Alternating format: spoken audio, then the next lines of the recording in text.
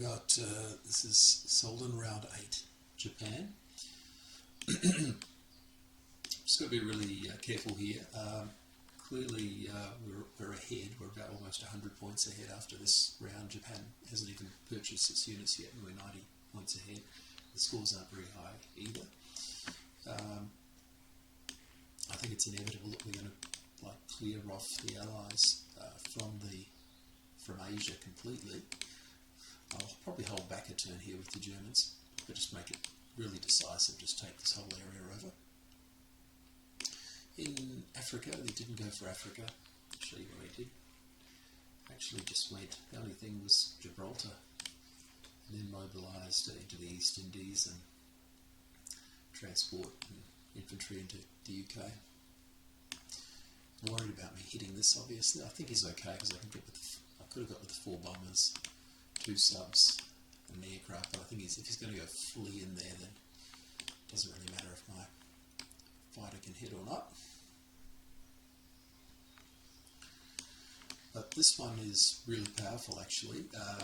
When, near the end, if it's looking bad, then a good player will often do a Hail Mary. What have you got to lose? If you're about to lose anyway, or if you're about to resign anyway, you may as well take a Hail Mary and just see what you can get.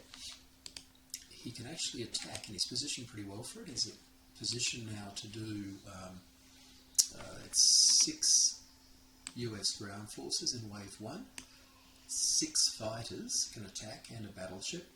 UK can then also do a follow-up attack with 4 ground units and 2 fighters and a battleship. And I've counted the numbers out here. It's pretty devastating actually. I've really got to pull pretty much everything back into there. You want to, even if it's a 1% battle, you've got to actually try and get it below a 1% battle because they're going to go for it anyway. I've had people who've taken, in this stage of the game, taken sort of 6 and 7% battles against me in 1, right? And then they're back in the game. So what I'll do, and I've looked at this fleet here, this fleet's actually vulnerable too, given the amount of firepower that he's pulled back to Sea Zone 36. There's a couple of things I could do. I could just build a bunch more naval there, but I don't think I can hold it. I could put a blocker here and here, but still he's got a 70% chance of destroying it just with air. That's actually a pretty good battle too. It's like a 15, 16, 20 IPC ahead sort of battle for him, so we'll probably do that. And then he can move in his ships to Sea Zone 60, not as a combat move, but you can move ships into it. The submarines can't block, right? So he can move his Navy just and sit them in 60, the US Navy, after killing the blockers. And then he can come in and attack with the UK, and the UK's round to just clean up all of the submarines that are still sitting there. So it's actually pretty devastating. So option is just to pull out and hunker down in Japan. They've done everything they really need to do anyway, which is just hold back the Allies for till about round 8, which is where we're at now. So they've done what they need to do. Now if they just hunker down in Japan, and that's fine. And you can threaten. I can go and take Alaska just to cause huge logistical issues for the US, and then I'm threatening these 2 VPs. We're going to be looking at a VP victory. We're at 8 out of 9 now. And I think it's probably the most convenient way. He's just not, he's not surrendering, he's battling on, he's got these good factories down here, still pumping troops out.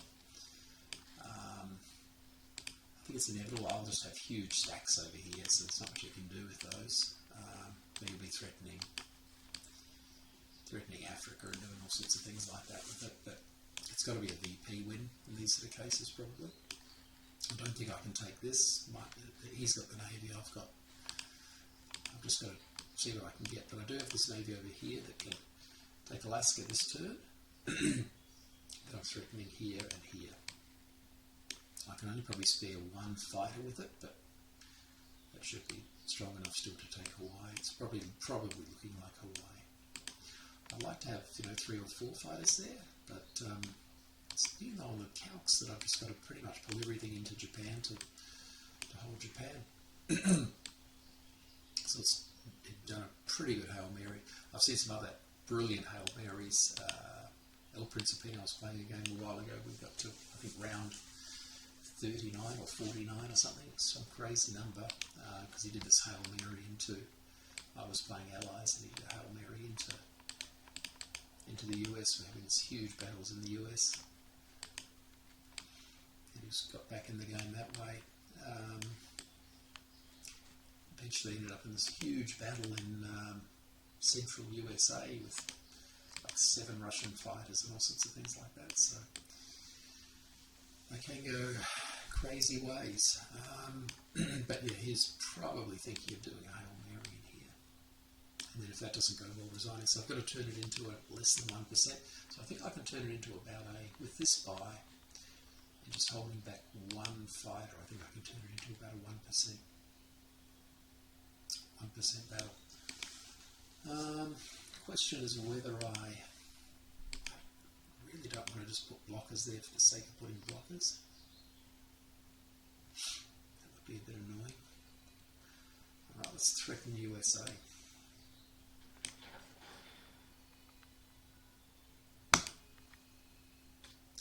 The other one that's going to be hard to hold is this. He's going to probably come in pretty strongly into King Su. I think India's probably solid. King Su, I'm going to have to put everything on here. It's going to be...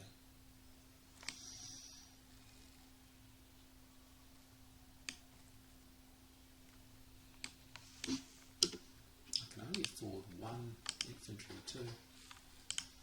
Go up here.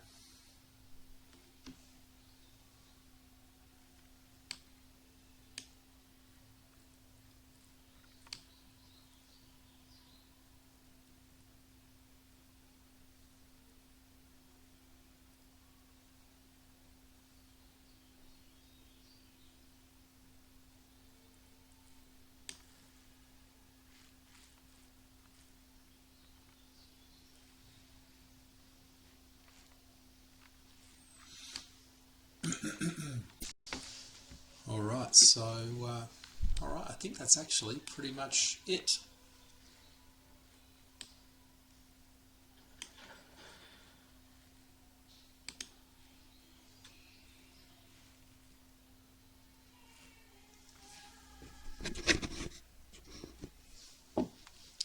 Okay.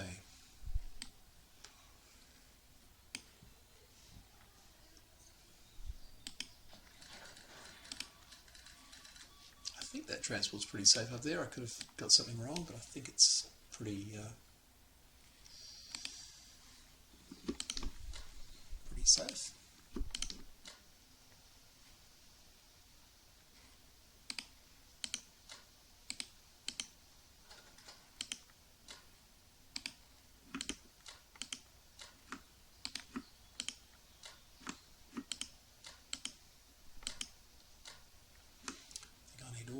There, and then I need all of these here, so you'll probably go for King Su. Alright, that's where we're at, folks. Just double check, I don't think he can get, can you get it with a bomber? Let's have a look.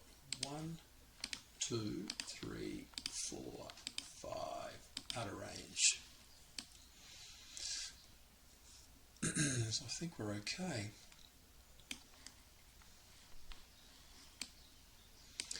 And then I want to put these guys here because I want to pick up this troop here to use him, and then I can also, from attacking Hawaii, come back and pick up this guy from Wake Island and come in there with at least 3 Japanese infantry and a fighter, which should be pretty solid, and that forces him to put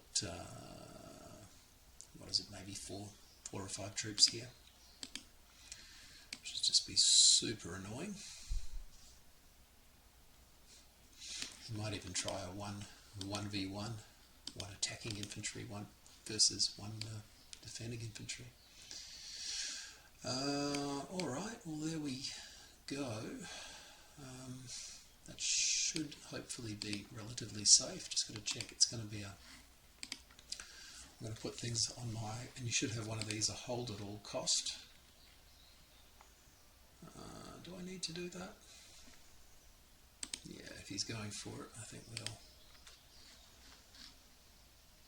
AA, then bomber. Bombers even go before infantry.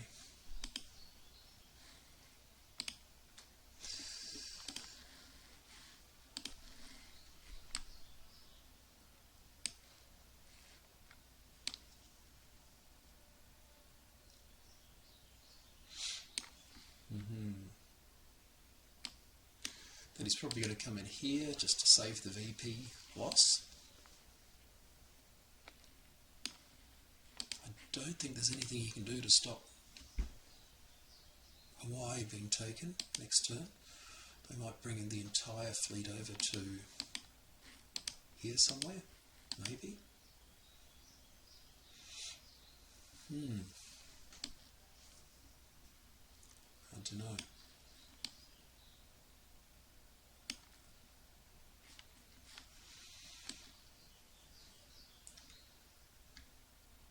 Leaving the subs there, they're not, oh actually, didn't see that destroyer. That was almost disastrous.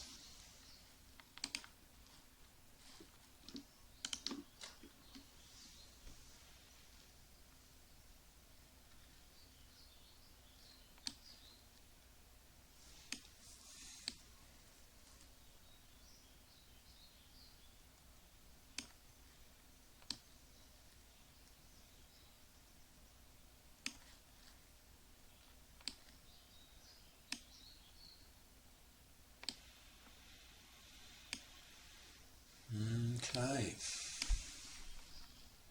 I wonder whether I even really need. What you can do is if he's thinking that it's going to be a, you are going to go hold at all costs, you can do a light attack there just to kill off the bombers. I've done that before when I know that Germany is thinking that there's a little risk of an attack, and it's a hold at all cost scenario, do a little raid in there and all the bombers just die straight away because it's expecting a big attack in there. But look, at this stage of the game, let's just play it super safe. I'll just have bombers dying first. Come out here. He could... This is what's going to be annoying.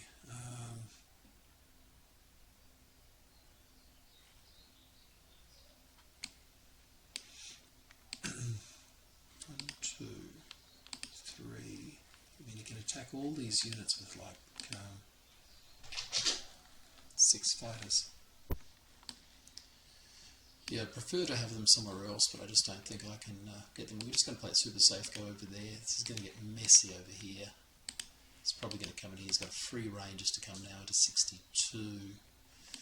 There's not a whole lot I can do about it, I don't think. Is there